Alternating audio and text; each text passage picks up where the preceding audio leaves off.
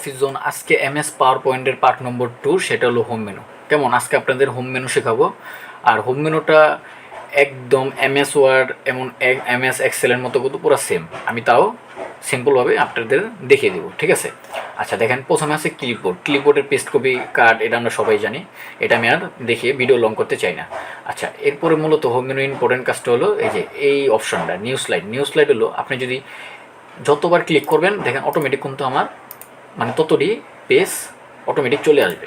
মানে আপনি যদি কোনো পেজ লাগে তাহলে কিন্তু আপনি এগুলো ক্লিক করে কিন্তু দেখেন অটোমেটিক কিন্তু চলে আসবে। এরপরে এখানে যদি ক্লিক করেন তাহলে কিন্তু আপনি যদি ব্ল্যাঙ্ক পেজ নেন তাহলে কিন্তু অটোমেটিক দেখেন জিনিসটা ব্ল্যাঙ্ক হয়ে যাবে।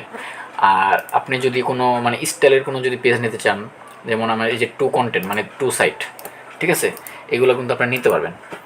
আচ্ছা, তারপরে এগুলি কিন্তু লাগে না। এরপর আছে ফন্ট হলো আমি যদি কিছু লিখি, এখন আমি কিছু লিখলাম, এগুলো যদি আপনি যদি বড় করতে চান বড় করতে পারবেন, ছোট করতে চাইলে ছোট করতে পারবেন, বোল্ড করতে চাইলে বোল্ড করতে পারেন। এটা দিয়ে হলো বাঁকা করা যায়, তারপর এটা দিয়ে হলো আন্ডারলাইন করা যায় নিচে, আর এটা দিয়ে হলো কালার করা যায়, এটা আপনারা সবাই পারি। এবং এর যদি মিডল নিতে চান তাহলে মিডল আসবে, কর্নার নিতে চাইলে কর্নারে আসবে, এগুলো কম বেশি আমরা সবাই জানি। আর যে নাম্বার ফরম্যাটে করতে চান তাহলে মতো জিনিসটা অটোমেটিক কিন্তু এখন যদি আমি ইন্টার দিয়ে দেখেন আমার কিন্তু অটোমেটিক 2 আসবে, দেখেন আবার 3 আসবে, এগুলো কিন্তু করতে পারবেন। আর পাওয়ার পয়েন্টে মূলত বেশি লাগে একমাত্র শেপের কাজ, এই যে রেক্টেঙ্গেল টুল, এগুলি প্রয়োজন হয় বেশি। হ্যাঁ, যেমন আমি যদি একটু দেখেন, আমি যদি একটা জিনিস আছে এখানে, আমি যদি কন্ট্রোল দিয়ে কপি করি, আমি এটাকে জাস্ট কালার দিলাম। এখন আপনি চাচ্ছেন এই বেগুনি কালারটা মানে ওটার পিসের নিতে, তাহলে কীভাবে করবেন? এটা সিলেক্ট করে হোম মেনুতে যাবেন, হোম মেনুতে যে এই যে অ্যারেঞ্জে ক্লিক করবেন, অ্যারেঞ্জে ক্লিক করে সেন্ড টু ব্যাকে দিবেন। দেখেন আমার কিন্তু জিনিসটা পিছে চলে গেছে।